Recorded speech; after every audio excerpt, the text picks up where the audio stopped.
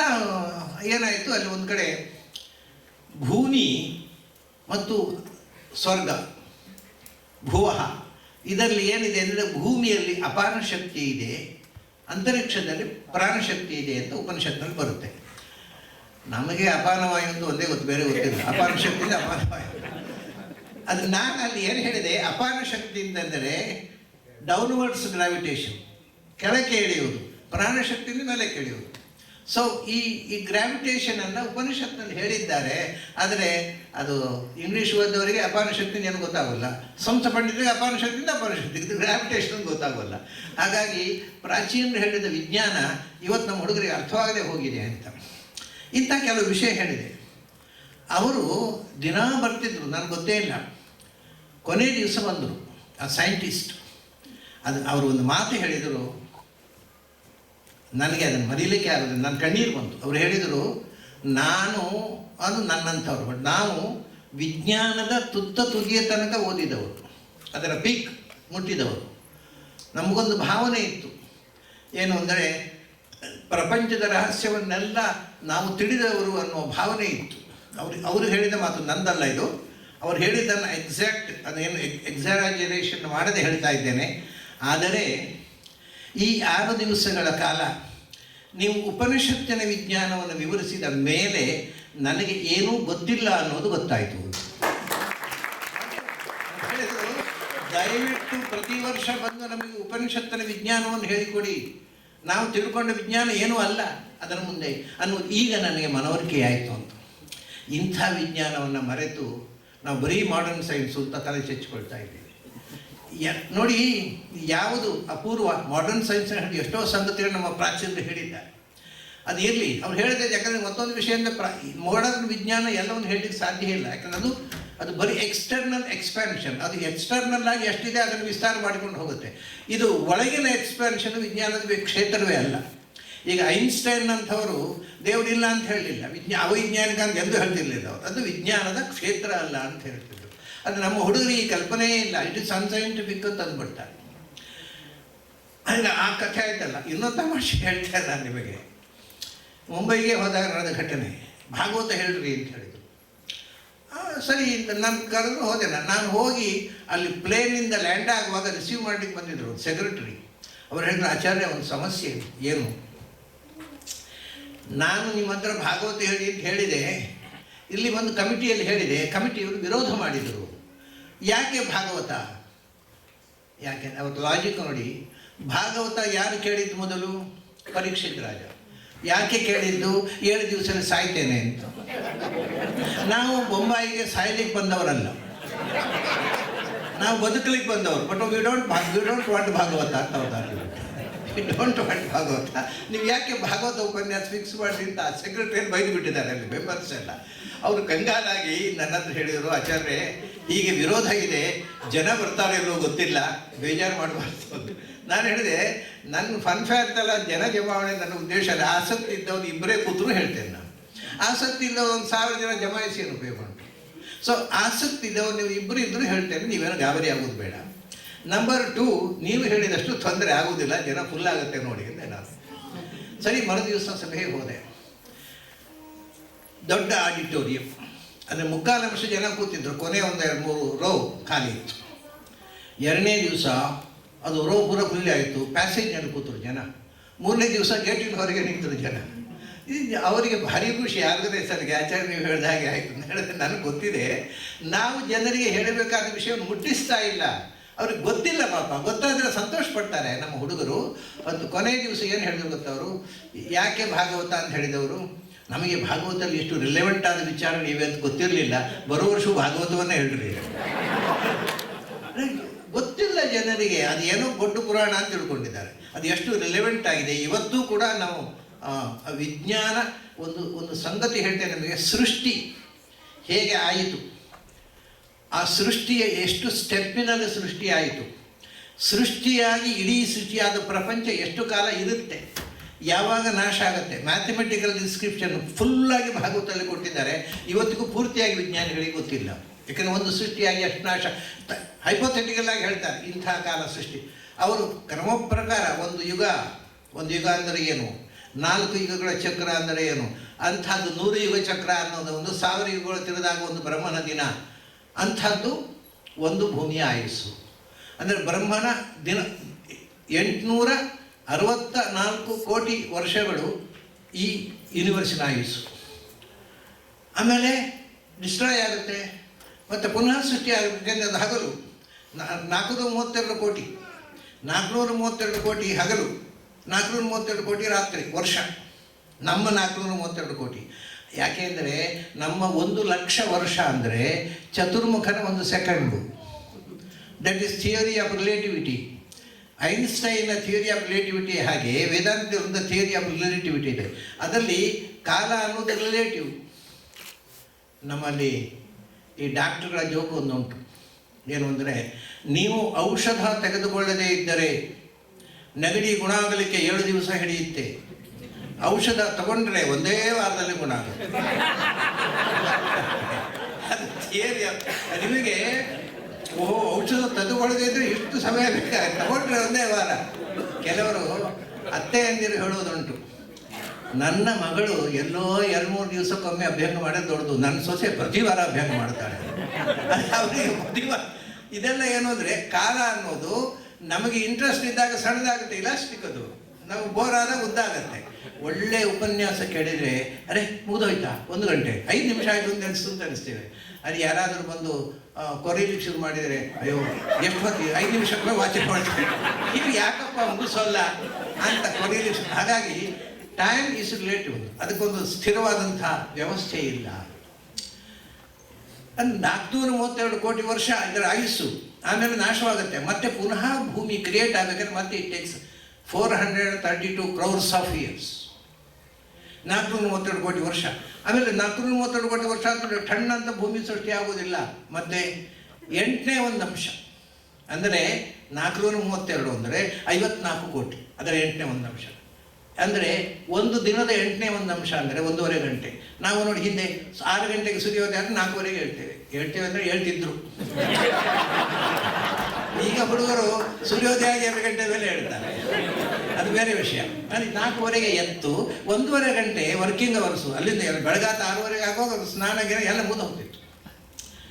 ಹಾಗೆ ಭಗವಂತನು ಹಾಗೆ 1.5 ಗಂಟೆ ಮೊದಲು ಸೃಷ್ಟಿ 54 ಕೋಟಿ ಆಗುತ್ತೆ. ಅಲ್ಲ ಹೌದು, 52 ಕೋಟಿ ಆಗುತ್ತೆ. 432 54 ಕೋಟಿ ವರ್ಷ ಮೊದಲು, 432 ಕೋಟಿ ವರ್ಷದಲ್ಲಿ 54 ಕೋಟಿ ವರ್ಷ ಮೊದಲು ಸೃಷ್ಟಿ ಪ್ರಾರಂಭವಾಗುತ್ತೆ. ಹಂತ ಹಂತವಾಗಿ ಅವರದ್ದು ಇವಲ್ಯೂಷನ್ ಥಿಯರಿ ಇದೆ. ಮೊದಲು ಜಲಚರಗಳು ಸೃಷ್ಟಿಯಾದವು, ಅದರ ನಂತರ ಅಂದರೆ ಜಲಚರಗಳು ಅಂದರೆ ಅಮೀಬಾಗಳು, ಅದರ ನಂತರ ಸರೀಸೃಪಗಳಾದ ಮೇಲೆ 4 ಕಾಲಿನ ಪ್ರಾಣಿಗಳು, ಅದು ನೀರಿನಲ್ಲಿ ಓಡಾಡುವ 4 ಕಾಲಿನ ಪ್ರಾಣಿ, ಕೂರ್ಮ ಮುಂತಾದ. ಅದರಿಂದ ನೀರು ನೆಲ ಎರಡರಲ್ಲಿ ಬರೋದು 4 ಕಾಲಿನ ಪ್ರಾಣಿಗಳಲ್ಲಿ 1 ಗೊರಸಿನ ಪ್ರಾಣಿ, ಅದರ ನಂತರ ಇವಲ್ಯೂಷನ್ ಆದ 2 ಗೊರಸಿನ ಪ್ರಾಣಿ, ಅದರ ನಂತರ 5 ಉಗುರಿನ ಪ್ರಾಣಿ. ಅದು ಆದ ಮೇಲೆ 2 ಕಾಲಿನ ಪ್ರಾಣಿ, ಅದರಲ್ಲಿ ಮತ್ತೆ ಬಾಲ ಇರುವ 2 ಕಾಲಿನ ಪ್ರಾಣಿ, ಬಾಲ ಇಲ್ಲದ 2 ಕಾಲಿನ ಪ್ರಾಣಿ. ಹೀಗೆ ಇವಲ್ಯೂಷನ್ನು ಬೆಳೆದು. ಆದರೆ ಡಾರ್ವಿನ್ ಹೇಳಿದ ಹಾಗೆ ಕೋತಿಯೇ ಮನುಷ್ಯ ಆದದ್ದಲ್ಲ. ಅದು ನೋಡುವಾಗ ಹೌದಾ ಅಂತ ಕಾಣುತ್ತೆ, ಕೆಲವರನ್ನು ನೋಡುವಾಗ ಕೋತಿಯೇ ಮನುಷ್ಯ ಆದದ್ದೇನೋ ಅಂತ ಕಾಣುತ್ತೆ. ಆದರೆ according to Darwin it is not true. ಕೋತಿಯೇ ಮನುಷ್ಯ ಆದದ್ದಲ್ಲ. ಅದು ಒಂದು ತಮಾಷೆ ನೋಡಿ, ರಾಮಾಯಣದಲ್ಲಿ ಕೋತಿಗಳು ಮಾತಾಡ್ತಿದ್ದವು. ಅಯ್ಯೋ ಅದೆಲ್ಲ ಅಡಗುಲಜ್ಜಿ ಕಥೆ, ಅದನ್ನು ಹೇಗೆ ನಂಬೋದು ಅಂತ ನೀವು ಹೇಳ್ತೀರಿ. ಆದರೆ ಒಬ್ಬ ಸೈಂಟಿಸ್ಟು ಹಿಮಾಲಯದಲ್ಲಿ ಒಂದು ತಲೆಬುರುಡೆ ಸಿಕ್ಕಿತ್ತು ಅವನಿಗೆ. ಅವನು ಸುಮಾರು 1.5 ಮಿಲಿಯನ್ ವರ್ಷ ಹಿಂದಿನದ್ದು ಅಂತ. 1.5 ಮಿಲಿಯನ್ 13 ಮಿಲಿಯನ್ ನೆನಪಿಲ್ಲ. ಅಂದರೆ ಅದು ರಾಮಾಯಣದ ಕಾಲಕ್ಕೆ ಟ್ಯಾಲಿ ಆಗುತ್ತೆ. ಆ ತಲೆಬುರುಡೆ ಅಷ್ಟು ಪ್ರಾಚೀನ ರಾಮಾಯಣ ಕಾಲದ್ದು ಅಂತ. ಅದಕ್ಕೆ ಅವನಿಗೆ ಮತ್ತೆ ಅದು ಹೇಗಿತ್ತು ಅಂದರೆ, ಅದು ಮನುಷ್ಯನ ತಲೆಬುರುಡೆ, ಬಟ್ ಕೋತಿ ಹಾಗೆ ಮುಖ ಮುಂದಿತ್ತು. ಅಂದರೆ ಕೋತಿಯಂತೆ ಇರುವ ಮಾತನಾಡುವ ಪ್ರಾಣಿಯ ತಲೆಬುರುಡೆ. ಹಾಗಾದರೆ ಮಾತನಾಡದ ಕೋತಿಗಳು ಮತ್ತು ಮಾತನಾಡುವ ಕೋತಿಗಳ ಮಧ್ಯೆ ಒಂದು ಸ್ಪೆಸಿ ಇತ್ತು ಅಂತ ಆಯ್ತಲ್ಲ. ಅದೀಗ ನಾಶವಾಗಿ ಹೋಗಿದೆ. ಅವನದು ರಾಮಾಯಣ ಕಾಲದ್ದು. ಆ ತಲೆಬುರುಡೆ ಸಿಕ್ಕಿದ್ದು ಇತ್ತೀಚೆಗೆ.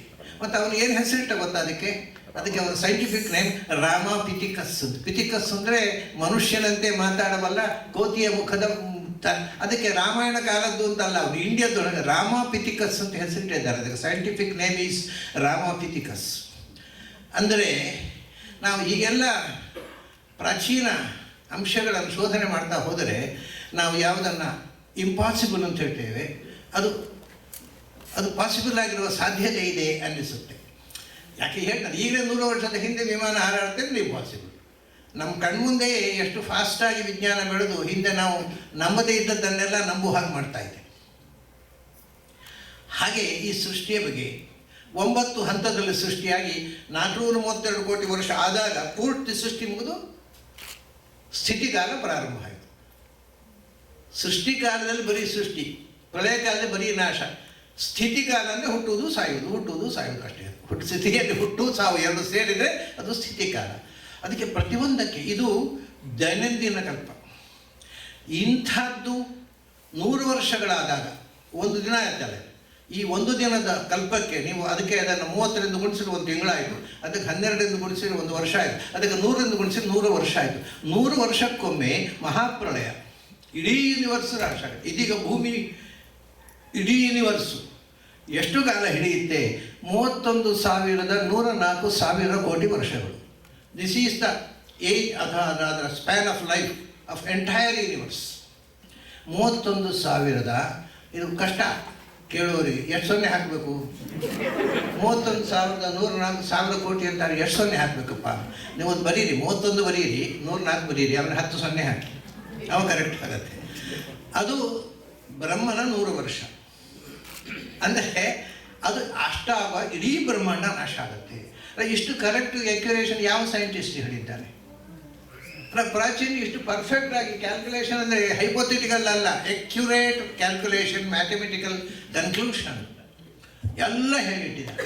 ಅಂದರೆ ಇಂಥ ಪ್ರಾಚೀನ ಗ್ರಂಥವನ್ನು ಓದಿದ್ದರೆ ನಾವು ಮಾಡರ್ನ್ ಸೈನ್ಸ್ ಓದಾಗ ಅದು ಪೂರಕ ಆಗ್ತಿತ್ತು, ಹೆಲ್ಪಿಂಗ್ ಆಗ್ತಿತ್ತು, ನಮ್ಗೆ ತುಂಬ ಸಹಾಯ ಆಗ್ತಿತ್ತು. ಪ್ರಾಚೀನರ ಏನ್ಷಂಟ್ ವಿಸ್ಡಮ್ ಆಫ್ ದಿ ಏನ್ಷಂಟ್ಸ್ ಅಂತ ಒಂದು ಪುಸ್ತಕ ಇದೆ.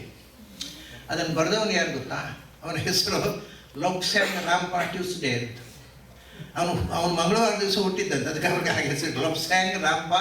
Is a Tibetan. So Lobsang Rampa Tuesday ಅಂತ. ಅವನು ಅದ್ಭುತ ಪುಸ್ತಕ ಅದು. ಅದು ವಿಸ್ಡಮ್ ಆಫ್ ದಿ ಏನ್ಷಂಟ್ಸ್ ಅಂತ. ಪ್ರಾಚೀನರ ವಿಜ್ಞಾನ ಎಷ್ಟು ಅದ್ಭುತವಾಗಿತ್ತು, ಏನನ್ನು ಕಂಡುಕೊಂಡಿದ್ರು ಅದನ್ನೆಲ್ಲ ಬರೀತಾನೆ. ಹಾಗೆ ಪ್ರಾಚೀನರ ಗ್ರಂಥಗಳನ್ನ ಇದು ಇನ್ನೊಂದು ತಮಾಷೆ ಏನು ಅಂದರೆ,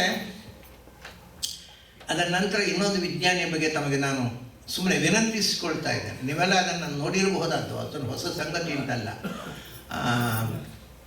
ರಷ್ಯನ್ ಸೈಂಟಿಸ್ಟ್ ಒಬ್ಬ ಇದೆ, ಐನ್ಸ್ಟೈನ್ ಕಾಲದಲ್ಲಿ.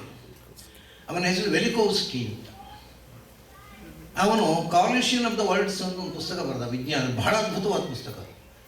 ಹೇಗೆ ಪ್ರಪಂಚಗಳು ಕೊಲೈಡ್ ಆಗಿ ನಾಶ ಆದವು ಅಂತ, ಕಾಲಿಷನ್ ಆಫ್ ದ ವರ್ಲ್ಡ್ಸ್ ಅಂತ, ಪ್ರಪಂಚದ ಪ್ರಳಯದ ಕಥೆ ಅದು. ಅದರಲ್ಲಿ ಅವನು ಒಂದು ಮಾತು ಹೇಳ್ತಾನೆ ಪ್ರಾರಂಭದಲ್ಲಿ, ಈ ಭೂಮಿಯಲ್ಲಿ ಸಮುದ್ರದ ನೀರು ಉಪ್ಪುಯಾಗಿದೆ. ಅವನು ನೋಡಿದ್ರೆ ನಾವು ಸೈನ್ಸ್ ಓದಿದವರು ಎಲ್ಲ ಗೊತ್ತಿದೆ ಅಂತ ತಿಳ್ಕೊಳ್ತೇವೆ. ಅಲ್ಲಪ್ಪ, ಅಷ್ಟು ಬ್ರಹ್ಮಾಂಡ ಸಮುದ್ರದ ನೀರು ಉಪ್ಪುಯಾಗಿದೆ ಅಂತ ಗೊತ್ತಿಲ್ಲ ನಮಗೆ. ಅದಕ್ಕೆ ಯಾರು ಉಪ್ಪು ಹಾಕಿದ್ದು? ಅಷ್ಟು ಬರೀ ಸಿಹಿ ನೀರು ಇರಬೇಕಿತ್ತು, ಯಾಕಂದರೆ ಮಳೆ ನೀರು ಸಿಹಿ. ಆ ಸಮುದ್ರದ ಹತ್ತಿರ ಬಾವಿ ತೋಡಿದ್ರೆ ಸಿಹಿ ನೀರು ಹೇಗೆ ಬರುತ್ತೆ ಗೊತ್ತಿಲ್ಲ. ನಾವು ಇದನ್ನು ಟೆಸ್ಟ್ ಮಾಡ್ತೀವಿ. ಮಲ್ಪೆಯಲ್ಲಿ, ಉಡುಪಿ ಹತ್ತಿರ ಮಲ್ಪೆ ಸೀಶೋರ್ ಇದೆ. ಆ ಮಲ್ಪೆಯಲ್ಲಿ 5 ಮೈಲ್ ಆಚೆ ಹೋದರೆ ಒಂದು ತೊನ್ಸೆಬಾರ್ ಅಂತ ಒಂದು ಐಲ್ಯಾಂಡ್ ಇದೆ. ಸಮುದ್ರದ ಮಧ್ಯದಲ್ಲಿ ಒಂದು ಸಣ್ಣ ಐಲ್ಯಾಂಡು, ಅದರಲ್ಲಿ ಸಿಹಿ ನೀರಿನ ಬಾವಿ ಇದೆ ಅಲ್ಲ.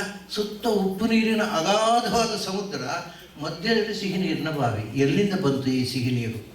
ಅದು ಹೋಗಲಿ, ಅಷ್ಟು ಸಿಹಿ ನೀರು, ಸುತ್ತ ಸಿಹಿ ನೀರು, ಮಧ್ಯದಲ್ಲಿ ಕಡಲಿನಲ್ಲಿ ಉಪ್ಪು ನೀರು. ಅವ್ರು ಹೇಳ್ತಾರೆ, ಇದು ನಮಗೆ ಇನ್ನೂ ಗೊತ್ತಿಲ್ಲ ಯಾಕೆ ಕಡಲ ನೀರು ಉಪ್ಪಾಗಿದೆ.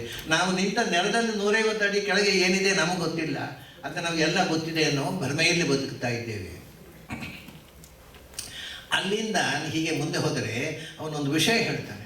ಏನು ಅಂದರೆ, ವೆಲಿಕೋವ್ಸ್ಕಿ ಭಾಗವತದಲ್ಲಿ ಒಂದು ಕಥೆ ಇದೆ, ನಿಮ್ಗೆ ಗೊತ್ತಿದೆ. ಏನು ಅಂದರೆ, ವರಾಹ ಅವತಾರದ ಕಥೆ. ಭೂಮಿ ಕಕ್ಷೆಯಿಂದ ಕಳಚಿಕೊಂಡಿತು, ಅದನ್ನು ವರಾಹ ಕಕ್ಷೆಯಲ್ಲಿಟ್ಟ ಅನ್ನೋ ಕಥೆ. ಕಕ್ಷೆಯಿಂದ ಕಳಚಿಕೊಂಡಿತ್ತು ಅನ್ನೋದನ್ನು ಬಹಳ ಜನ ಗೊತ್ತಿಲ್ಲ. ಯಾಕೆಂದರೆ ಮಕ್ಕಳಿರುವಾಗ ಅಜ್ಜಿಯಂದಿರು ಮಲಗಿಸುವಾಗ ಆ ಕಥೆ ಹೇಳ್ತಿದ್ರು. ಅವರಿಗೆ ಕಕ್ಷೆಯಿಂದ ಕಳಚಿದ್ದು ಮಕ್ಕಳಿಗೆ ಅರ್ಥ ಆಗೋಲ್ಲ. ಅದಕ್ಕೋಸ್ಕರ ಅವ್ರು ಏನು ಹೇಳಿದರು, ಹಿರಣ್ಯಾಕ್ಷ ಭೂಮಿಯನ್ನು ಚಾಪೆ ಹಾಕಿ, ಯಾಕೆ ಚಾಪೆಯಲ್ಲಿ ಮಲಗಿರ್ತಾರೆ ಮಕ್ಕಳು, ಅವ್ರಿಗೆ ಪಕ್ಕ ಅರ್ಥ ಆಗುತ್ತೆ. ಚಾಪೆ ಹಾಕಿ ಮಡಚಿ ಬಗಲಲ್ಲಿ ಇಟ್ಕೊಂಡು ಹೋದ, ಹಾಂ ಖುಷಿ ಆಯಿತು ಮಕ್ಕಳಿಗೆ. ಬಟ್ ಅದು ಅರ್ಥ ಅಲ್ಲ ಪುರಾಣದಲ್ಲಿ. ಆಕೃಷ್ಟಿ ಶಕ್ತಿ ನರಸಿಂಹ ಪುರಾಣದಲ್ಲಿ ಸ್ಪಷ್ಟವಾಗಿದೆ, ಹಿರಣ್ಯಾಕ್ಷ ಭೂಮಿಯ ಆಕರ್ಷಣ ಶಕ್ತಿಯನ್ನು ಕಳಚಿದ, ಅದು ಕುಸಿದು ಬಿತ್ತು ಅಂತ. ಸೊ ಆ ವಿಷಯ ಹಿಂದವರಿಗೆ ಗೊತ್ತಿತ್ತು. ಈ ಆಕರ್ಷಣ ಶಕ್ತಿ, ಗ್ರಾವಿಟೇಷನ್ ಅನ್ನೋದು ನ್ಯೂಟನ್ ಕಂಡು ಹಿಡಿದದ್ದಲ್ಲ, ಇತ್ತು. ಅದು ಮತ್ತೆ ನ್ಯೂಟನ್ಗೆ ಗೊತ್ತಾಯಿತು ಅಷ್ಟೇ, ಅವರು ಕಂಡು ಹಿಡಿದ ನ್ಯೂಟನ್ ಆ ಗ್ರಾವಿಟೇಷನ್ ಇತ್ತು ಅನ್ನೋದನ್ನು ನಮ್ಮ ಆರ್ಯಭಟ ಆಕೃಷ್ಟಿ ಶಕ್ತಿಶ್ಚ ಮಹಿ, ಭೂಮಿ ಆಕರ್ಷಣ ಶಕ್ತಿಯಿಂದ ನಿಂತಿದೆ ಅಂತ ಹೇಳಿದ. ಸರಿ, ಅದನ್ನು ನರಸಿಂಹ ಪುರಾಣ ಹೇಳುತ್ತೆ, ಆಕರ್ಷಣ ಶಕ್ತಿಯಿಂದಾಗಿ ಆಕರ್ಷಣ ಶಕ್ತಿಯನ್ನು ಕಳಚಿದ ಹಿರಣ್ಯಾಕ್ಷ ಭೂಮಿ ಕುಸಿಯಿತು ಕಕ್ಷೆಯಿಂದ. ಆಗ ವರಾಹ ಬಂದು ಕಕ್ಷೆಯಲ್ಲಿ ಕೂಡಿಸಿದ. ಮತ್ತು ತಮಾಷೆ ಅಂದರೆ ಇಂಥ 2 ಬಾರಿ ಭೂಮಿ ಕಳಚಿತ್ತು, 2 ಬಾರಿ ವರಾಹ ಕಕ್ಷೆಯನ್ನು ಇಟ್ಟಿದ್ದ ಅನ್ನೋದು ಭಾಗವತ ಪುರಾಣದಲ್ಲಿ ಇದೆ. ಭಾಗವತ ಪುರಾಣ ಸ್ಪಷ್ಟ ಇಲ್ಲ, ಆಚಾರ್ಯ ಮಧ್ವರು ಹೇಳಿದ್ದಾರೆ 2 ಬಾರಿ ಭೂಮಿ ಕಳಚಿತ್ತು, 2 ಬಾರಿ ವರಾಹ ರೂಪದ ಕಕ್ಷೆಯಲ್ಲಿಟ್ಟ. ಇದು ಮಧ್ವಾಚಾರ್ಯ ಮಾತ್ರ ಹೇಳೋದು, ವ್ಯಾಖ್ಯಾನದಲ್ಲಿ ಸ್ಪಷ್ಟವಾಗಿಲ್ಲ. ಈ ವೆಲುಕೋವ್ಸ್ಕಿ ಹೇಳ್ತಾನೆ ಸೇಮ್ ಥಿಂಗ್, 2 ಬಾರಿ ಭೂಮಿ ಕಳಚಿತ್ತು. ವೈಜ್ಞಾನಿಕವಾಗಿ ಇದು ಸಿದ್ಧವಾಗಿದೆ, ಆದರೆ ಯಾಕೆ ಕಳಚಿತ್ತು ಅಂತ ನಮಗೆ ಗೊತ್ತಿಲ್ಲ. ಅದು ಹಿರಣ್ಯಾಕ್ಷರ ಪರಿಚಯ ನಮಗಿಲ್ಲ, ಅದು ಕಳಚಿತು ಯಾಕೆ ಗೊತ್ತಿಲ್ಲ. ಮತ್ತು ಯಾಕೆ ಅಲ್ಲೇ ಕಕ್ಷೆಯಲ್ಲಿ ಕೂತಿತ್ತು ಅದು ಗೊತ್ತಿಲ್ಲ, ಯಾಕಂದ್ರೆ ವರಾಹನದ್ದು ಪರಿಚಯ ನಮಗಿಲ್ಲ. ಆದರೆ ಕಳಚಿದ್ದು ಗೊತ್ತಿದೆ. ಅದು ಯಾಕೆ ಕಳಚಿತ್ತು ಮತ್ತು ಯಾಕೆ ಕೂತಿತ್ತು ಅನ್ನೋದು ಭಾಗವತದಲ್ಲಿ ಇದೆ. ಭಾರತದ ಋಷಿಮುನಿಗಳಿಗೆ ಗೊತ್ತಿತ್ತು ಅಂತ ಬರೀತಾರೆ ವೆಲುಕೋವ್ಸ್ಕಿ. ನಮಗೆ ವಿಜ್ಞಾನದಲ್ಲಿ ಗೊತ್ತಿಲ್ಲ, ಅದು ಭಾಗವತದಲ್ಲಿ ಆ ಮಾತಿದೆ. ವೆಲುಕೋವ್ಸ್ಕಿ ಕೋಟ್ ಮಾಡ್ತಾರೆ, ಭಾಗವತದಲ್ಲಿದೆ ಆ್ಯಂಡ್ ಇಟ್ ಈಸ್ ಟ್ರೂ ಅಂತ ಹೇಳ್ತಾರೆ. 2 ಸರ್ತಿ ಭೂಮಿ ಕಳಚಿದ್ದು ಹೌದು, ಅದನ್ನು ವೈಜ್ಞಾನಿಕವಾಗಿ ನಾನು ಪ್ರೂವ್ ಮಾಡಬಲ್ಲೆ. ಮತ್ತು ಯಾಕೆ ಕಳಚಿತ್ತು ಅನ್ನೋದನ್ನು ಭಾಗವತ ಓದಿ ಇರ್ತಾರೆ. ಹಾಗಾದರೆ ವಿಜ್ಞಾನ, ನಾವು ಪುರಾಣ ಮತ್ತು ಇದನ್ನು ಸಮನ್ವಯ ಮಾಡದೇ ಇದ್ದರೆ ನಮಗೆ ವಿಜ್ಞಾನ ಕೂಡ ಅರ್ಥ ಆಗೋದೇ ಇಲ್ಲ. ವಿಜ್ಞಾನ ವಾಟ್ ಹ್ಯಾಪನ್ ಅಂತ ಹೇಳುತ್ತೆ, ವೈ ಅಂತ ಹೇಳೋದಿಲ್ಲ. ಯಾಕಾಯಿತು ಅಂದರೆ ಗೊತ್ತಿಲ್ಲ, we do not know why, we do not know. ಹಾಗಾಗಿ ನೀವು ನಮ್ಮ ಹುಡುಗರು ಪುರಾಣಗಳನ್ನು ಮತ್ತು ಮಾಡರ್ನ್ ವಿಜ್ಞಾನವನ್ನು ಸಮನ್ವಯ ಮಾಡಿದ್ದರೆ ಎಷ್ಟು ಅದ್ಭುತ ಆಗ್ತಿತ್ತು ನೋಡಿ. ಈ ಪಾಕಿಸ್ತಾನದಲ್ಲಿ ಒಬ್ಬ ಸೈಂಟಿಸ್ಟ್ ಇದ್ದಲ್ಲ, ನೊಬೆಲ್ ಪ್ರೈಸ್ ಬಂತು, ಏನೋ ಒಂದು ಅಬ್ದುಲ್ ಕಲಾಂ ಅಂತ ಏನೋ ಹೆಸರು, ಕಲಾಂ. ಅವನಿಗೆ ನೊಬೆಲ್ ಪ್ರೈಸ್ ಬಂದಾಗ ಅವನು ಭಾರತಕ್ಕೆ ಬಂದ, ಯಾಕಂದರೆ ಅವನ ತಂದೆ ತಾಯಿ ಇದ್ದದ್ದು ಡೆಲ್ಲಿಯಲ್ಲಿ ಅವನ ತಮ್ಮ ಹುಟ್ಟೂರು ಅಂತ ಅಲ್ಲಿಗೆ ಬಂದ. ತಮಾಷೆ ಗೊತ್ತಾ ನಿಮಗೆ, ಅಲ್ಲಿ ಒಂದು ಭಾಷಣ ಮಾಡಿದ ಅವನು ಸಂಸ್ಕೃತದಲ್ಲಿ. ಯಾರಿಗೂ ಭಾರತೀಯರಿಗೆ ಅರ್ಥ ಆಗಲಿಲ್ಲ, ಮುಸ್ಲಿಂ ಪಾಕಿಸ್ತಾನಿ ಸಂಸ್ಕೃತದಲ್ಲಿ ಭಾಷಣ ಮಾಡಿದ. ಅದು ಯಾರಿಗೂ ಅರ್ಥ ಆಗಲಿಲ್ಲ. ಹೋಗಲಿ, ಅವನು ಭಾಷಣ ಮಾಡಿದ್ದೇನು ಗೊತ್ತಾ, ನನಗೆ ನೊಬೆಲ್ ಪ್ರೈಸ್ ಬಂತು ವಿಜ್ಞಾನದಲ್ಲಿ, ಅದಕ್ಕೆ ನನಗೆ ಮೂಲ ಸ್ಫೂರ್ತಿ ಯಾವ ಗ್ರಂಥದಿಂದ ಈ ಸಂಶೋಧನೆಗೆ ಸ್ಫೂರ್ತಿ ಸಿಕ್ಕಿತು ಅಂದರೆ ಪುರಾಣಗಳಿಂದ, ವೇದವ್ಯಾಸರ ಪುರಾಣಗಳಿಂದ ಮತ್ತು ವಾದಿರಾಜರ ರುಕ್ಮಿಣೀಶ ವಿಜಯದಿಂದ ಅಂತ ಹೇಳಿದ. ವಾದಿರಾಜ ರುಕ್ಮಿಣೀಶ ಎಲ್ಲರೂ ಓದ್ತಾರೆ, ಯಾರಿಗೂ ವಿಜ್ಞಾನ ಅಂದರೆ ಅದು ನಮ್ಮ ತಲೆಯಲ್ಲಿ ಅನ್ನೋದು ಅಪೂರ್ವ ವಿಷಯದ ಏನೋ ಒಂದು ಶಬ್ದದಿಂದ ಹೊಳೆಯುತ್ತೆ. ಅದು ಅವನು ಹೇಳಿದ, ವಾದಿರಾಜ ರುಕ್ಮಿಣೀಶ ವಿಜಯದಿಂದ ನಾನು ಸ್ಫೂರ್ತಿಗೊಂಡು ಸಂಶೋಧನೆ ಮಾಡಿದೆ ಅಂತ ಹೇಳ್ತಾನೆ. ನನಗೆ ಯಾರೋ ಉಡುಪಿಗೆ ಲೆಟ್ರ್ ಬರೆದರು, ರುಕ್ಮಿಣೀಶ ವಿಜಯದಲ್ಲಿ ವಿಜ್ಞಾನದ ವಿಷಯ ಏನಿದೆ, ಯಾಕೆಂದರೆ ಅವನ ಕಲಮಿಗೆ ಹೇಳ್ತಾನೆ. ನಾನು ಹೇಳಿದೆ, ವಿಜ್ಞಾನದ ವಿಷಯ ಅದರಲ್ಲಿ ಏನೂ ಇಲ್ಲ, ಅದೇ ಕೃಷ್ಣ ರುಕ್ಮಿಣಿಯರ ವಿವಾಹದ ಕಥೆ ಇರೋದು. ಅವನಿಗೆ ಹೊಳೆಯಿತು, ನಿಮಗೆ ಹೊಳೆಯೋಲ್ಲ ಅಷ್ಟೇ. ಯಾರ್ಯಾರಿಗೋ ಒಂದೊಂದು ಅವರವರ ತಕ್ಕಂತೆ ಅದನ್ನು ಹೊಳೆಯುತ್ತೆ. ಒಂದೇ ಟೆಕ್ಸ್ಟು, ಒಂದೇ ಮಾತು ಬೇರೆ ಬೇರೆ ಜನರಿಗೆ ಬೇರೆ ಬೇರೆ ರೀತಿ ಹೊಳೆಯುತ್ತೆ. ಇವಾಗ ಸಂಜೆ ಆಯಿತು ಅಂತ ಯಾರೋ ಹೇಳಿದರೆ ಅಂಗಡಿ ವ್ಯಾಪಾರಿಗಳಿಗೆ ಬಾಗಿಲು ಮುಚ್ಚಬೇಕು ಅನ್ನೋದು ಹೊಳೆಯುತ್ತೆ. ಹೊಸದಾಗಿ ಮದುವೆ ಆದ ಹುಡುಗನಿಗೆ ಹೆಂಡತಿ ಮನೇಲಿ ಕಾಯ್ತಾ ಇದ್ದಾಳೆ, ಬೇಗ ಮನೆ ಬೇಕು, ಎಲ್ಲ ಹೊಳೆಯೋದು ಬೇರೆ ಬೇರೆ, ವಿಷಯ ಒಂದೇ, ವಾಕ್ಯ ಒಂದೇ, ಬೇರೆ ಬೇರೆ ಹೊಳಿತಾ ಇರುತ್ತೆ. ಅದು ಈಗ ತಾನೇ ಉಪನಯನ ಆದ ಹುಡುಗನಿಗೆ ಅಪ್ಪ ಬೈತಾನೆ, ಜಪ ಮಾಡಬೇಕು, ಎಲ್ಲ ಹೊಳಿತಾ ಇರೋದು ಬೇರೆ ಬೇರೆ, ವಿಷಯ ವಾಕ್ಯ ಒಂದೇ, ಅವ್ರಿಗೆ ಅದು ಅರ್ಥ ಬೇರೆ ಬೇರೆ. ಹಾಗೆ ಅದು ಭಾಗವತದಲ್ಲಿದೆ. ಅದರಿಂದ ಭಾಗವತದಿಂದ, ಪುರಾಣಗಳಿಂದ ಮತ್ತು ರುಕ್ಮಿಣೀಶ ವಿಜಯದಿಂದ ಪ್ರಭಾವಿತರಾಗಿ ನಾನು ಸಂಶೋಧನೆ ಮಾಡಿದೆ, ನನಗೆ ನೊಬೆಲ್ ಪ್ರೈಸ್ ಬಂತು ಅಂತ ಹೇಳಿದ. ಇದೆಲ್ಲ ಕಣ್ಣು ತೆರೆಸುವ ಸಂಗತಿಗಳು ಬೇಕಾದಷ್ಟು. ಆ ವೆಲುಕೋವ್ಸ್ಕಿ ಆಗಿ ಹೇಳಿದ್ನಲ್ಲ. ಆಮೇಲೆ ಇಲ್ಲಿ ಅಮೇರಿಕದಲ್ಲಿ ಒಬ್ಬ ಫ್ರಿಡ್ಜಾಪ್ ಕಾಪ್ರಾ ಅಂತ ಒಬ್ಬ ಸೈಂಟಿಸ್ಟ್ ಇದ್ದಾನೆ, ಅಮೇರಿಕನ್ನು. ಅವನು ತಾವೋ ಫಿಸಿಕ್ಸ್ ಅಂತ ಒಂದು ಪುಸ್ತಕ ಬರೆದಿದ್ದಾನೆ. ಎಲ್ಲೋ ನಾನು ಬಾಲ್ಯದಲ್ಲಿ ಇಂಥವೆಲ್ಲ ಪುಸ್ತಕ ಓದಿದ ನೆನಪಿನ ತಮ್ಮ ಮಾತಾಡ್ತಾ ಇರ್ತೇನೆ. ಟಾವೋ ಫಿಸಿಕ್ಸ್ನಲ್ಲಿ ಅವನೊಂದು ಸಂಗತಿ ಹೇಳ್ತಾನೆ, ನಮಗೆ ಯಾಕೆ ಸತ್ಯ ಹೊಳೆಯೋಲ್ಲ ಬ್ಯೂಟಿಫುಲ್. ವಿಜ್ಞಾನಕ್ಕೆ ಎಂದೂ ಸತ್ಯ ಹೊಳೆಯುವುದು ಸಾಧ್ಯ ಇಲ್ಲ ಅಂತಾನೆ. ಯಾಕೆಂದರೆ ಸತ್ಯ ಹೊರಗಿನಿಂದ ಒಳಗೆ ಹೋಗುವುದಲ್ಲ, ಒಳಗಿನಿಂದ ಹೊರಗೆ ಬರಬೇಕು. ಒಳಗಿನಿಂದ ಹೊಳೆಯೋದಂತೆ ಸತ್ಯ. It is an intuitional flash. ಸತ್ಯ cannot be revealed through intellectual approach. It is an intuitional flash. ಅದು ಇಂಟ್ಯೂಷನ್. ಹಾಗೆ ಅಲ್ಲ, ನ್ಯೂಟನ್ನಿಗೆ ಲ್ಯಾಬೊರೇಟರಿಯಲ್ಲಿ ಕೂತು ಸಂಶೋಧನೆ ಮಾಡಿ ಮಾಡಿ ಮಾಡಿ ಬೋರ್ ಹೊಡೆದು ಅಯ್ಯೋ ಸ್ವಲ್ಪ ರಿಲ್ಯಾಕ್ಸ್ ಮಾಡೋಣ ಅಂತ ಆ್ಯಪಲ್ ಪಾರ್ಕಿಗೆ ಹೋದ. ಅಲ್ಲಿ ಮಲ್ಕೊಂಡಾಗ ಒಂದು ಆ್ಯಪಲ್ ಬಿತ್ತು, ಹೊಳೆಯಿತು. ಸೊ ಅವನಿಗೆ ಸಂಶೋಧನೆಯಿಂದ ಅವನು ಕಂಡು ಹುಡುಕಿದ್ದಲ್ಲ, ಅವನಿಗೆ ಹೊಳೆದದ್ದು ಗ್ರಾವಿಟೇಷನ್. ಹಾಗಾಗಿ ಎಲ್ಲ ಸತ್ಯವು ಒಳಗಿನಿಂದ ಹೊಳೆಯಬೇಕು ಹೊರತು ಹೊರಗಿನಿಂದ ಒಳ ಕಳಿಸಿ ಬರೋದಿಲ್ಲ. ಅದಕ್ಕೆ ಆದ್ದರಿಂದ ಇದು ನಮಗೆ ದೊಡ್ಡ ಸಮಸ್ಯೆ ಏನು ಅಂದರೆ, ನಾವು ಇಂಟೆಲೆಕ್ಚುವಲಿಸಮನ್ನು ಬೆಳೆಸಿಕೊಳ್ತಾ ಇದ್ದೇವೆ. We are becoming over intellectuals. So that ನಮ್ಮ ಇಂಟ್ಯೂಷನ್ ಈಸ್ ಬೀಯಿಂಗ್ ವ್ಯಾನಿಶ್ಡ್, ಹೋಗ್ತಾ ಇದ್ದೇವೆ. ಆದರೆ ಭಾರತದ ಋಷಿಮುನಿಗಳಿಗೆ ಇಂಟ್ಯೂಷನ್ ಜಾಗೃತವಾಗಿತ್ತು. ಅದರಿಂದ ನಮಗಿಂತ ಹೆಚ್ಚು ಸತ್ಯವನ್ನು ಅವರು ಕಂಡರು. ಅದಕ್ಕೊಂದು ದೃಷ್ಟಾಂತ ಕೊಡ್ತಾನೆ ನಮಗೆ. ಆ್ಯಟಮ್ ಒಳಗೆ ಸಬ್ ಆ್ಯಟಮ್ಸ್ ಅಂದರೆ ಏನದು? Whether it is a matter or mere energy, whether it moves, we do not know. Definite ಆಗಿ ಗೊತ್ತಿಲ್ಲ. ಅದಕ್ಕೆ ನಮಗೆ ಈ ವಿಷಯ ಇನ್ನೂ ಗೊತ್ತಿಲ್ಲ, ಆದರೆ ಭಾರತದ ಋಷಿಮುನಿಗಳಿಗೆ ಗೊತ್ತಿತ್ತು ಅಂತ ಹೇಳ್ತಾನೆ ಪುಟ್ಜಾಬ್ಕಾಪ್ರ. ಅದಕ್ಕೆ ಅವನು ಉಪನಿಷತ್ನ ಕೋಟ್ ಮಾಡ್ತಾನೆ. ತದೇಜತಿ ತನ್ನೇಜತಿ, it moves and it moves not. ಪ್ರಾಚೀನರು ಈ ಸತ್ಯವನ್ನು ಎಂದೋ ಹೇಳಿದ್ದಾರೆ ಭಾರತದ ಋಷಿಗಳು. ಯಾಕೆಂದರೆ ಅವರಿಗೆ ಇಂಟ್ಯೂಷನ್ ಇತ್ತು, ನಾವು ಇಂಟ್ಯೂಷನನ್ನು ಕಳ್ಕೊಂಡೆವು. ನಾವು ಇಂಟೆಲೆಕ್ಚುವಲ್ ಆದೆವು. ಇಂಟೆಲೆಕ್ಚುವಲ್ ಅಪ್ರೋಚಿನಿಂದ ಸತ್ಯ ತಿಳಿಯೋಲ್ಲ ಅಂತೀವಿ. ಬ್ಯೂಟಿಫುಲ್. ಇದೆಲ್ಲ ವಿಷಯಗಳು ನಾವು ತಿಳ್ಕೊಳ್ಬೇಕಾದ್ರೆ ಬಹಳ ಅದ್ಭುತ. ಪ್ರಾಚೀನ ಋಷಿಗಳಿಗೆ ಇದ್ದದ್ದು ಬರೀ ಇಂಟ್ಯೂಷನ್. ಅವರು ಕೂತು ಕಣ್ಮುಚ್ಚಿ ಚಿಂತನೆ ಮಾಡಿ ಈ ಗ್ರಹಗೋಳಗಳ ಎಲ್ಲ ಚಿತ್ರಣವನ್ನು ಮಾಡಿ, ಮಹಾಭಾರತದಲ್ಲಿ ಯಾವಾಗ ಗ್ರಹಣ ಆಗುತ್ತೆ ಇದೆಲ್ಲ 5,000 ವರ್ಷದ ಹಿಂದೆ ಅದರ ವಿವರ ಕೊಡ್ತೀನಿ. ಮಹಾಭಾರತ ಯುದ್ಧ ಕಾಲದಲ್ಲಿ 15 ದಿವಸ ಅಲ್ಲ 13 ದಿವಸದ ಅಂತರದಲ್ಲಿ, ಅಂದರೆ ಒಂದು ಅಮಾವಾಸ್ಯೆ, ಒಂದು ಕ್ಷಯ ಪಕ್ಷ ಅಂತ ಹೇಳ್ತಾರೆ, 13 ದಿವಸ, 15 ದಿವಸದ ಪಕ್ಷ ಅಲ್ಲ, ಅಮಾವಾಸ್ಯೆ ಮತ್ತು ಹುಣ್ಣಿಮೆ ಮಧ್ಯೆ 13 ದಿವಸ ಅಂತರದಲ್ಲಿ ಯುದ್ಧ ಕಾಲದಲ್ಲಿ ಮಧ್ಯದಲ್ಲಿ ಒಂದು ಚಂದ್ರಗ್ರಹಣ, ಒಂದು ಸೂರ್ಯಗ್ರಹಣ ಆಯಿತು ಅಂತ ಹೇಳ್ತಾರೆ ಮಹಾಭಾರತದಲ್ಲಿ. 13 ಅದು ಮಹಾ ದೊಡ್ಡ ದುರಂತ. ಅದರಿಂದ ಮಹಾಭಾರತದಲ್ಲಿ ಲೋಕಕ್ಷಯ ಆಯಿತು ಅಂತ. ಯಾಕೆಂದರೆ 15 ದಿವಸಕ್ಕೊಮ್ಮೆ ಅಂತರದಲ್ಲಿ 2 ಗ್ರಹಣ ಆಗುತ್ತೆ. 13 ದಿವಸ ಅಂತರದಲ್ಲಿ ಆದದ್ದು ಉಂಟಲ್ಲ, ಅದು ಇಟ್ಸ್ ವೆರಿ ರೇರ್. ಅದರಿಂದಲೇ ಲೋಕನಾಶ ಆಯಿತು ಅಂತ ವೇದವ್ಯಾಸರು ಉಲ್ಲೇಖ ಮಾಡ್ತಾರೆ. ಹಾಗೆ ಅವ್ರಿಗೆ ಯಾವ ಲ್ಯಾಬೊರೇಟರಿ ಇರಲಿಲ್ಲ, ಯಾವ ದೂರದರ್ಶನವೂ ಇರಲಿಲ್ಲ, ಮ್ಯಾಗ್ನಿಫೈಯಿಂಗ್ ಗ್ಲಾಸೂ ಇರಲಿಲ್ಲ. ಅವರು ಸುಮ್ಮನೆ ಕಣ್ಮುಚ್ಚಿ ಕೂತು ಅದರಿಂದ ಒಂದು ಸಂಗತಿ ಗೊತ್ತಾಯ್ತು ನಮಗೆ. ಕಣ್ಣು ತೆರೆದು ನೋಡುವುದಕ್ಕಿಂತ ಕಣ್ಣು ಮುಚ್ಚಿ ನೋಡಿದರೆ ಹೆಚ್ಚು ವಿಷಯ ಗೊತ್ತಾಗುತ್ತೆ. ನಾವು ಅದು ಮರ್ತು ಬಿಟ್ಟಿದ್ದೇವೆ. ನನ್ನ ಹತ್ರ ಕೆಲವರು ಹುಡುಗರು ಬಂದು ಕೇಳೋದು, ಯಾಕಂದರೆ ಅವಕ್ಕೆ ಪರೀಕ್ಷೆ ಹೋಗಿ ಹಾಲಿನಲ್ಲಿ ಕೂತು ಎಲ್ಲ ಮರ್ತು ಹೋಗೋದು. ಇಲ್ಲ ರಾತ್ರಿ ಇವರು ಸಿಗರೇಟ್ ಸೇರ್ತಾ ಕಲಿಯೋದು, ಆಮೇಲೆ ಪರೀಕ್ಷೆ ಹಾಲು ಹೋಗಿ ಮರ್ತು ಹೋಗೋದು. ಅದಕ್ಕೆ ಅಲ್ಲಿ ನೀವೆಲ್ಲ ಶ್ಲೋಕಗಳನ್ನು ಬಡ ಹೇಳ್ತೀರಲ್ಲ, ನಿಮಗೆ ಹೇಗೆ ನೆನಪು ಉಳಿತದೆ ಅಂತ ಕೇಳಿ ನನ್ನ ಹತ್ರ. ಅದಕ್ಕೆ ನಾನು ಹೇಳಿದೆ, ಮೊದಲು ಕಣ್ಣು ಮುಚ್ಚಿ ಓದಬೇಕು. ನೀವೆಲ್ಲ ಕಣ್ಣು ತೆರೆದು ಓದ್ತೀರಿ, ಅದರಿಂದ ಮರ್ತು ಹೋಗುತ್ತೆ. ಕಣ್ಣು ಮುಚ್ಚಿ ಓದಿ, ಅವಾಗ ನೆನಪು ಉಳಿಯುತ್ತೆ. That is a technique. ನೀವು ನೆನಪಿಟ್ಟುಕೊಳ್ಬೇಕು ಅಂದರೆ ನಾವು ಈಗ ಹಾಗೆ ಒಂದಲ್ಲ, ಇವಾಗ ನೋಡಿ, ನೀವು ಎಷ್ಟು ಜನ ಕೇಳಿದಿರಿ, ಕೇಳ್ತಾ ಇದ್ದೀರಿ, ಆಮೇಲೆ ಉಪನ್ಯಾಸ ಮುಗೀತು, ನೀವು ಮನೆ ಹೋಗ್ತೀರಿ. ಮನೆ ಹೋದ್ಮೇಲೆ ಹೌದಾ ಬನ್ನಂಜಿಯವರು ಎಂತ ಹೇಳಿದ್ರು, ಎಂಥದಕ್ಕೂ ಸುಮಾರು ಹೇಳಿದ್ರು, ಎಂತ ತುಂಬ 1.5 ಗಂಟೆ ಕೊರೋದು, ಎಂಥದ್ದು ಹೇಳಿದ್ರು ಅನ್ನೋದನ್ನು ರಿಪೀಟ್ ಮಾಡಲಿಕ್ಕೆ ಆಗೋದಿಲ್ಲ. ಅದು ರಿಪೀಟ್ ಮಾಡಬೇಕಾಗಿದ್ದರೆ ಮನೆಯಲ್ಲಿ ಹೋಗಿ ಕಣ್ಮುಚ್ಚಿ ಕೂತು ನಾವು ಉಪನ್ಯಾಸವನ್ನು ಮತ್ತೆ ರಿಪೀಟ್ ಮಾಡಬೇಕು, ರೀಪ್ಲೈ ಮಾಡಬೇಕು. ನಾವು ಕೇಳಿದ್ದನ್ನು ಮನೆಗೆ ಹೋಗಿ ಕೂತು ಕಣ್ಮುಚ್ಚಿ ರೀಪ್ಲೈ ಮಾಡಿದರೆ ಮರುದಿವಸ ಅದನ್ನು ತದ್ವತ್ತಾಗಿ ಇಳದೇ ಇದ್ದರೆ ಅದು ರೆಕಾರ್ಡ್ ಮಾಡೋದೇ ಇಲ್ಲ, ಇರೇಸಾಗಿ ಹೋಗುತ್ತೆ. ಕೇಳಿದ್ದು ಇರೇಸಾಗಿ ಹೋಗದೇ ಇರಬೇಕಾಗಿದೆ, ಅದನ್ನು ರಿಪೀಟ್ ಮಾಡಬೇಕು. ಆವೃತ್ತಿ ಅಸಗೃತ ಉಪದೇಶ ಅಂತಂದ್ರೆ ವೇದವ್ಯಾಸ. ಹಾಗೆ ಅವನು ತಮಾಷೆ ನೋಡಿ, ನಾವು ಆ ಶಕ್ತಿಯನ್ನು ಕಳ್ಕೊಂಡಿದ್ದೇವೆ, ಇಂಟ್ಯೂಷನಲ್ ಪವರನ್ನು. But animals have it.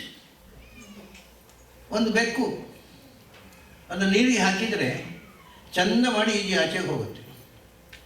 ಆನೆ ನೀರಿನಲ್ಲಿ ಈಜುಕೊಂಡು ಆಚೆ, ಯಾವ ಪ್ರಾಣಿಯನ್ನು ಬೇಕಾದ್ರೆ ನೀರಿಗೆ ಹಾಕಿ ಈಜುಕೊಂಡು ಹೋಗುತ್ತೆ. ಒಂದು ಮನುಷ್ಯ ಪ್ರಾಣಿಯನ್ನು ಹಾಕಿ ಮುಳುಗಿ ಹೋಗುತ್ತೆ.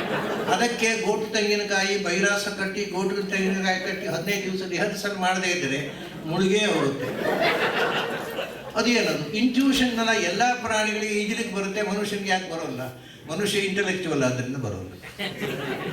ಆ ಪ್ರಾಣಿಗಳು ಇಂಟೆಲೆಕ್ಚುವಲ್ ಅಲ್ಲ, ಅವು ಅದನ್ನ ಇಂಟ್ಯೂಷನ್ ಜಾಗೃತವಾಗಿದೆ. ನಿಮ್ಮ ಮನೆಯ ಬೆಕ್ಕಿಗೆ ಅದು ಮರಿ ಹಾಕಿದಾಗ ಎದೆ ಹಾಲು ಕಮ್ಮಿ ಆದರೆ ಅದು ತೋಟಕ್ಕೆ ಹೋಗಿ ಎದೆ ಹಾಲು ಬರೋದಕ್ಕೆ ಯಾವ ಹುಲ್ಲು ಬೇಕೋ ಅದು ತಿಂದು ಬರುತ್ತೆ. ಅದು ಯಾವ ವೈದ್ಯ ಪಶುಗಳ ಹತ್ರ ಹೋಗಲ್ಲ. ನಮಗೆ ಹಾಲು ಕಮ್ಮಿ ಆದರೆ ಡಾಕ್ಟ್ರೇ ಮಗುವಿಗೆ ಹಾಲಿಲ್ಲ ಏನಾರು ಮಾಡ್ರಿ ಅಂತ ಡಾಕ್ಟ್ರ್ ಹತ್ರ ಹೋಗ್ತೇವೆ. ಕಡೆ ಬಾಟ್ಲ್ ಬೇಕು ಗತಿ. ಅವು ಏನಿಲ್ಲ, ಅವು ಇಂಟ್ಯೂಷನ್. ಅದಕ್ಕೆ ಬೇಕಾಗಿರ್ತಕ್ಕಂಥ ಹುಲ್ಲು. ನಿಮಗೆ ನಾಗರಹೊಳೆಯಲ್ಲಿ ಒಂದು ಘಟನೆ ನಾನು ಕಣ್ಣಾರೆ ನೋಡಿದ್ದನ್ನು ಹೇಳಬೇಕು. ನಾಗರಹೊಳೆ ಅದು ರಕ್ಷಿತ ಅರಣ್ಯ, ಪ್ರೊಟೆಕ್ಟೆಡ್. ಅಲ್ಲಿ ಪ್ರಾಣಿಗಳು, ಆನೆಗಳು, ಸರಿ ಅದು ನೋಡ್ಲಿಕ್ಕೆ ಹೋಗಿದ್ದೆ ನಾನು. ಅಲ್ಲಿ ಆನೆ ಮೇಲೆ ಕೂತಲ್ಲಿ ಕಾಡಿನ ಪ್ರಾಣಿಗಳು.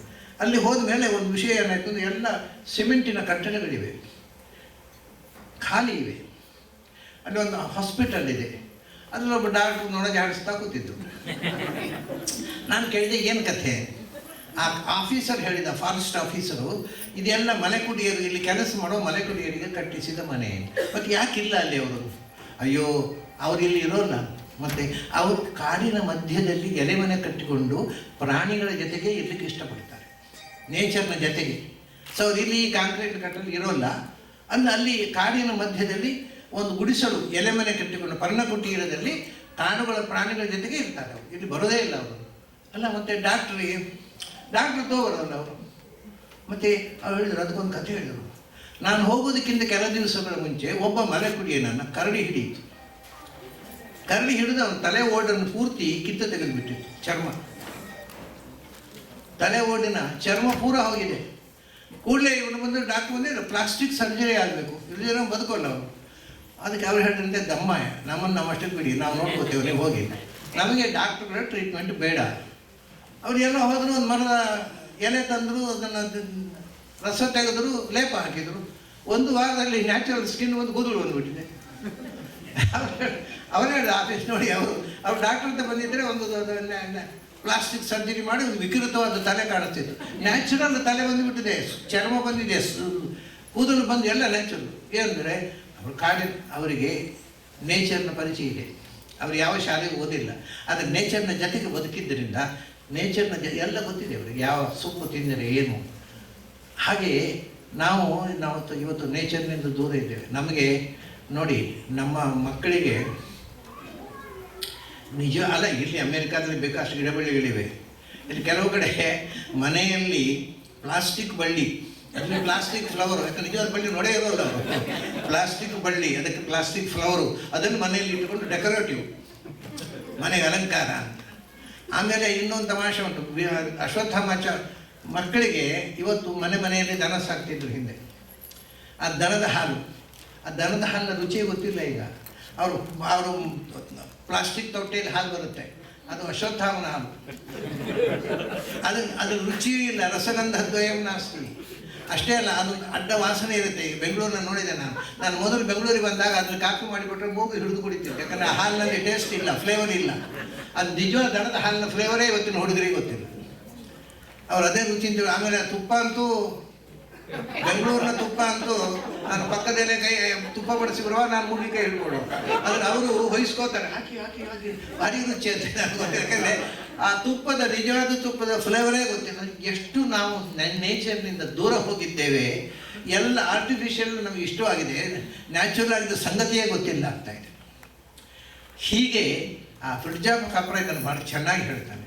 ನಾವು ಪ್ರಕೃತಿ, ಅವನು ಒಂದು ಪ್ರಾಣಿ, ಅದು ಈಜುತ್ತೆ, ಆದರೆ ಮನುಷ್ಯನಿಗೆ ಈಜಕ್ಕೆ ಬರೋಲ್ಲ. ಯಾಕೆಂದರೆ ನಾವು ಇಂಟ್ಯೂಷನನ್ನು ಕಳ್ಕೊಂಡು ಇಂಟೆಲೆಕ್ಚುವಲ್ ಆಗಿದ್ದೇವೆ. ನಾವು ಅತಿ ಬುದ್ಧಿವಂತರಾದದ್ದೇ ನಮ್ಮ ದುರಂತ. ಅದು ಭಾಳ ವಿಚಿತ್ರ. ನಾವು ಅತಿ ಬುದ್ಧಿವಂತರಾದದ್ದೇ ನಮ್ಮ ದುರಂತ. ಹೀಗೆ ಆ ವಿಜ್ಞಾನ ಮತ್ತು ಆಮೇಲೆ ನೋಡಿ, ಹಿಂದಿನವರ ಅನ್ವೇಷಣೆ ಬಗ್ಗೆ ಕೆಲವು ಮಾತು. ಭಾಗವತದಲ್ಲಿ ಕಾಲದ ಬಗ್ಗೆ, ಪರಮಾಣುವಿನ ಬಗ್ಗೆ, ಇಡೀ ಪ್ರಪಂಚದ ಎಲ್ಲ ವಿವರಗಳನ್ನು ಹೇಳ್ತಾರೆ. ಪಂಚಭೂತಗಳು ಹೇಗೆ ಸೃಷ್ಟಿಯಾಯಿತು, ಅದು ಹೇಗೆ ವಿಸ್ತಾರವಾಯಿತು, ಏನು ವಸ್ತುಗಳ ನಿರ್ಮಾಣ ಆಯಿತು ಅಂತ. ಒಂದು ತಮಾಷೆ ಅಂದರೆ, ಪ್ರತಿಯೊಂದನ್ನು ವಿಭಾಗ ಮಾಡ್ತಾರೆ. ಮೊದಲು ಮರಗಳು ಸೃಷ್ಟಿಯಾದವು. ಮೊದಲು ಮೊದಲು ಅದಕ್ಕಿಂತ ಮೊದಲಿದೆ ಪಂಚಭೂತಗಳ ಸೃಷ್ಟಿಯಾಯಿತು, ಇಂದ್ರಿಯಗಳ ಸೃಷ್ಟಿಯಾಯಿತು, ಮನಸ್ಸಿನ ಸೃಷ್ಟಿಯಾಯಿತು, ಆಮೇಲೆ ಸ್ಥೂಲ ಪ್ರಪಂಚದಲ್ಲಿ ಬರುವ ಮರಗಳ ಸೃಷ್ಟಿಯಾಯಿತು, ಆಮೇಲೆ ಪಕ್ಷಿಗಳು ಪ್ರಾಣಿಗಳ ಸೃಷ್ಟಿಯಾಯಿತು, ಆಮೇಲೆ ಚತುಷ್ಪಾದಗಳ ಸೃಷ್ಟಿ. ಈ ಮರಗಳ ಸೃಷ್ಟಿ ಅವರು ಒಂದು ವಿಭಾಗ ಮಾಡಿದವ. ಮರಗಳು ಎಷ್ಟು ಬಗೆ, ವಿಚಿತ್ರ ಅಲ್ವ? ಮರಗಳು ಎಷ್ಟು ಬಗೆ ಅವ್ರು ಹೇಳ್ತಾರೆ 6 ಬಗೆಯ ಮರಗಳಿರೋದು ಅಂತ. ಅಂದರೆ ಆ ಕ್ಲಾಸಿಫಿಕೇಶನ್ ಪ್ರತಿಯೊಂದು ವಸ್ತುವನ್ನು ಹೇಳುವಾಗ ಮರಗಳು ಎಷ್ಟು ಬಗೆ ಅಂದರೆ ಅವರು